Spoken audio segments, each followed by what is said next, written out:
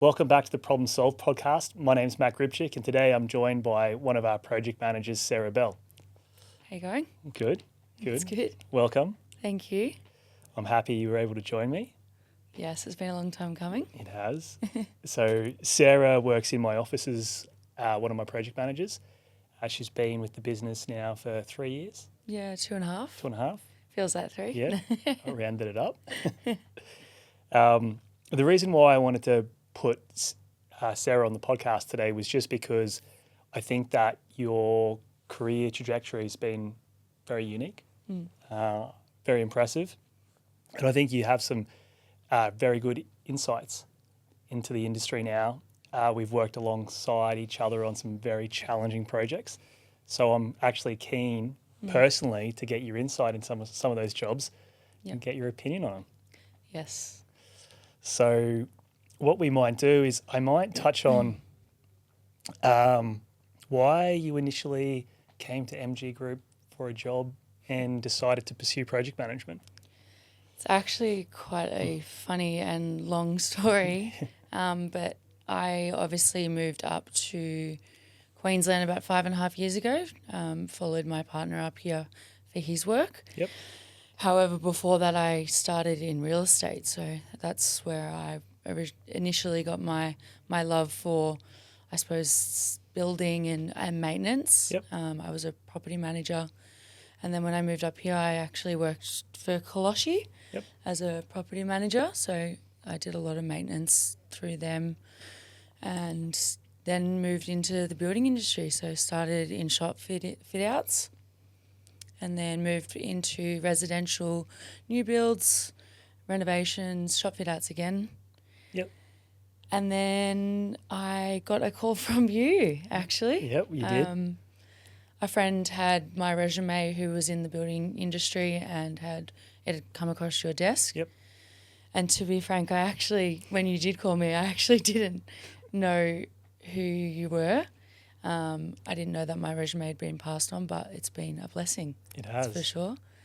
Yeah, I remember when I sat down with you for the first time and you ran through what you'd done, and it was a bit obscure because you hadn't done anything specifically in our field, but I don't know if you remember, but I kind of identified a couple of key skills automatically through your explanation as to what you did and how you handled the jobs. And I just had this gut feeling that you had the qualities to be a really good project manager. I think, and it's interesting what transpired after that, right? Because I could see that you could handle stress really well, that you could make decisions on the go and decisions in difficult situations. And I also saw this eagerness to learn, and I got the feeling that you could manage complicated situations based on your experience, both at Koloshi as the property manager, but then also sort of being the operations manager for that small builder. So that was my initial gut feeling, and it's one of those situations where it kind of worked out to be true. It did. Yeah. I remember going into the interview knowing that I didn't really want to be a project manager. Yep. But came out of there feeling quite confident in going into a project coordinating role. Yep. At the start, which is where I started, and yeah, I think I just trained you up.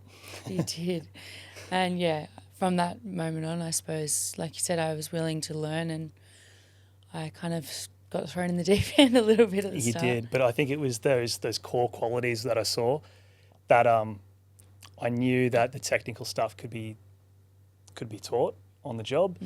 And I think, I think it's a good case study that if you have the right qualities as a project manager, and it's certainly, you certainly align with the values of MG Group and what we sort of stand for. So, when you get an alignment of qualities and values, the rest sort of just takes care of itself. It does. So what are the key projects you've worked on since joining MG Group? I've actually been really fortunate with all my projects. I've really enjoyed all of them, especially at the moment. But some of the key ones, I've worked on the Tallebudgera Surf Club. Yep. That was probably the first one that I joined with you. I've worked on Curve Apartments down at Coolangatta. Yep. I worked on a few community projects. Robina Raptors was one of those. And I've actually taken on a few residential high-end homes at the moment, which I'm thoroughly enjoying. Yeah. You love those, don't you? Yeah. I've been fortunate enough that my clients have really trusted me in interior selections and management of coordinating their drawings and their homes. Yep. So I've really enjoyed doing that. I think that with the industry, after it's gone where it's headed into that space where everything costs a lot, those luxury homes are actually, they've gone up in value. They're Yeah. 10 or so million dollars. So having an external project manager makes sense for Absolutely. some of those clients now, and for you to guide them and be able to work so closely with them, you've obviously added a lot of value Absolutely. to some of those jobs. Yeah. Yeah, absolutely. And just taking them through the journey as well, because there's always unexpected things that happen, and just managing expectations of that as well. It's been good. I think that some of the the two the two difficult jobs that we worked together on, and I think it was a blessing for me, as probably it was for you, that we worked together on the jobs, because we learned so much together, and we were able to bounce off each other. Well, we worked really well together. Yeah, we did. Yeah, we both had our strong Points. Yeah. So I think the Tallebudgera Surf Club was certainly one of those jobs, and that was a job that you came in, it was really inflamed. The builder had gone into administration, and then we sort of had to pick up the pieces, and it was good because we spoke to Dermot a couple of weeks ago on the podcast to sort of see his perspective on it. I certainly had my view, but I was in the thick of it. I'm sort of interested to see how you sort of perceived that job. What did you get out of it? What was the main learnings for the job where the builder went bust? We had to pick up the pieces, and then we had to engage the new builder and still see it all the way through to the end. Yeah. What were the main? Can you maybe identify three main learnings from that, or three key insights? Yeah. Tallebudgera was, as Matt said, my first job. So it was coming out of COVID. I didn't really understand the building industry at that point. So coming into a job that was, like you said, so inflamed was certainly interesting. Yeah. But things that I've learned out of that have just set me up for my career. I think the main one, and whilst it's small, it's something I think about on a daily basis. Payment claims. Yes. They are so important. And I suppose just making sure that we're analysing exactly what's coming through from the builder. When a project's really inflamed, builders are obviously under financial stress, and they want to claim as much as they can to help with their cash flow. Not all the time, but especially in those situations. So Matt made sure that I was very aware that overclaiming was something that was just not happening. And that has carried on in my career. That's something I'm really, really stubborn about. Yep. So that's probably my biggest one. Yeah, and I think we work very closely together in being 3, 4, 5 steps ahead contractually. Always, yeah. in that process. And I think the linking in with the lawyers as well, especially when it got, pretty full on there for a bit, just trying to be 3, 4, 5 steps ahead contractually and strategically. And I think contracts as well. We obviously learnt that going through the tendering of the new builder, and having O&B there as the solicitor to talk us through the contract and make sure that the club was in the best possible spot moving forward. Contractually, it was really important and a really big learning curve for me. And I'm interested, we were in some full-on meetings and I remember you just sort of joined the company and I took you along to the meetings and I was like, man, I don't know if she's going to hang in. Matt always checked in on me after the meetings to make sure I was coming back. Yeah. So what did you learn what did you learn in respect to those really difficult meetings where it's really heated, right? There's a lot of emotion in the room. You would have seen me being in the firing line. What was your as a project manager? What's your biggest takeaway and advice in those meetings that are just really hot-blooded? Hold firm. Yep. You know what you're talking about, and when you've got facts to back it up, you hold firm. Yep. There's normally a reason why in your gut you're feeling a certain way, and at the end of the day, whilst we are there for to mitigate both builder and client, I think when something's not right. Yep. And you definitely held firm in a lot of those meetings, and Yep. that was very interesting. Yep. But it was worth it in the end. Yeah, the truth always Came comes out. Yeah. And we had a few of those projects like that, so it wasn't a first. Yep. So that was the Tallebudgera Surf Club. I think we had a few different stakeholders as well that you managed in all the lessons in terms of reporting. But I just wanted to touch on the Curve apartments, because we went from a crisis project to the Coolangatta project. The lessons were certainly transferable. And that was the case where the same thing. Builder went into administration. We came on a couple of months before that. The role that you played with me on that job was very similar again. So did you find that helped, going through it? Absolutely. Yeah. It was Tallebudgera helped me then move on to Curve, and we had as you said, exactly the same scenario play out where the builder was in financial trouble, but I was able, and with Matt's help, to pick up on that quite early. It was pretty much as soon as we got onto the job, we knew that something wasn't quite right. So to help the developer, I suppose, put him in the best spot to then get out of the contract before things got really bad for him. So that's been, all of those lessons from Tallebudgera transferred onto that project. Yeah. And it's interesting. I've always held the belief that it doesn't matter what size of the project. Always. The process is the same. Yeah. And the fundamentals are still the same. So what was really good there is you sort of saw that firsthand, where we had the numbers and the value was just got bigger on the Coolangatta project.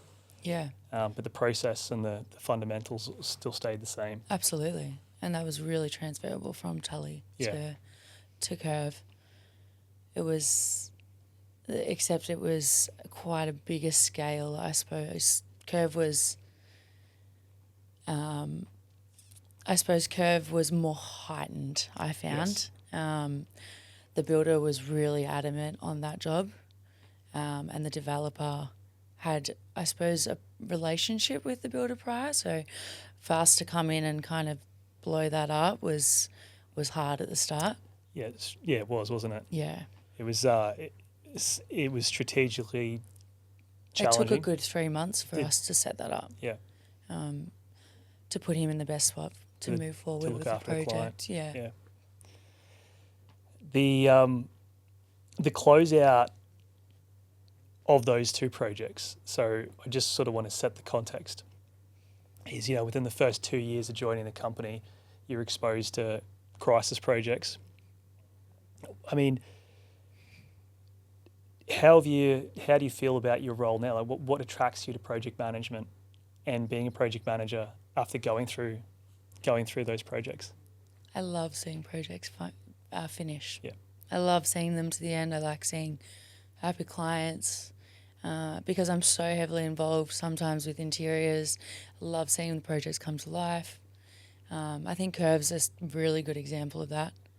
I have got to help the developer pick a lot of the interiors and exterior products, and we're finally starting to see that come to life now, and it's just exciting. That's what I love. That's your passion. It is my passion. And I love to see that. So I love that everyone, as a project manager, will have their areas where they're very passionate about, interiors and architecture is your standout areas.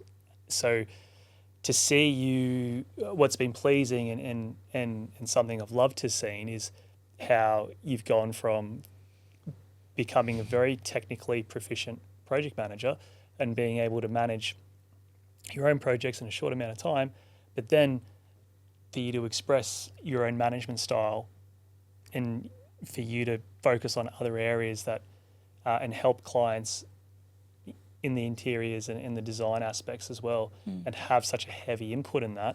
I think that's been pretty cool. It is cool. It's given me a bit of a spark, I suppose, with projects, and it's something I look forward to doing every day. So it makes it enjoyable, that's for sure. Sure. And especially seeing clients really happy. What would you see as, one of the questions I did want to touch on, and we don't have to go into too much detail, in the exposure in the industry, being a female in a not as much male dominated industry as it once was, but it still is very much male dominated. How have you tackled that? Okay, I think I'm pretty strong-minded. My personality is pretty strong, so whilst I don't really find it difficult, there's the occasional comment or the occasional wolf whistle or something like that. I'm pretty strong, and I'll turn around and say something. So I don't find it too difficult. I think that, like you said, it's starting. Women are starting to move into the industry, and I'm working with them a lot more. So, but yeah, I don't find it too difficult. I think you handle it really well. We were down at Brunswick the other morning for the surf club there for the meeting. By the time we walked from site to the car, we'd been interrupted two or three times by some of the construction site. Yeah. So I think that what I see is that a lot of young females, whether they work in MG Group or potentially outside, whether they're working for one of the consultants or client or builder, I do see that they look up to you because you do handle it so well and you handle yourself in the meetings really well. So, I think that through your actions, you're becoming a role model for other females. Definitely. So I think that's good. Yeah, definitely. So where do you see yourself in 5 years? Matt asks me this question all the time and I never know how to answer it. I just love what I'm doing at the moment.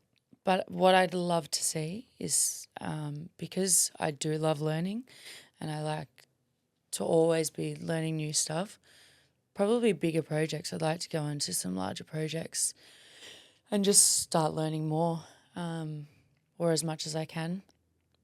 I'd like to do my own projects. Yep. I'd love to start doing some 3 or 4 residential apartments and that be my own projects. We'd like to see a fund set up hopefully soon. But yeah, I think that's my 5-year goal at the moment. Very good. Yeah. So what I wanted to finish and summarize was the fact that I think you demonstrate what's possible if you come into the industry as a project manager with the right attributes and qualities, which you certainly did, and the right set of values, and if you've applied yourself. So I think that if you look at the level of responsibility that you hold now and what you're managing and the clients that you're reporting to in such a short period of time, that's a testament to all those things adding up. And I think that that's a really good blueprint for anyone starting off in the industry. And we've got a couple of, junior female project managers in the office that, we've taken them through a very similar process, right? And they've got the right qualities and the right values because you've shown that that's what can happen in a short period of time. What would be your advice to a young female project manager starting out in the industry or wanting to come into client-side project management? what would be a couple of pieces of advice that you could maybe share with them? Be a sponge. Be a sponge. Yeah. Be a sponge. Honestly, the more you can learn, the better it's going to be. You'll feel more comfortable, and also ask silly questions. I know that's very cliche, but Matt can account for this. I ask about 50 questions a day, if not more. And whether it's silly or not, you're going to learn. And I think that that's pivotal in this industry, because not one day is the same. Yeah, we kind of get sidetracked a lot because we'll go into it in detail and we'll end up down a rabbit hole. But 2 hours later. Yeah, 2 hours later. But that's how we learn. Yeah, and like I said, I'm learning things every day. So, and I'll continue to do that for the next 20 years. So. Yeah. Well, thank you, Sarah. I appreciate you taking the time to give us your insights. I think that I think there's some key takeaways there for anyone wanting to start out in the industry and wanting to take on the role as project manager. Thanks for having me. Thank you.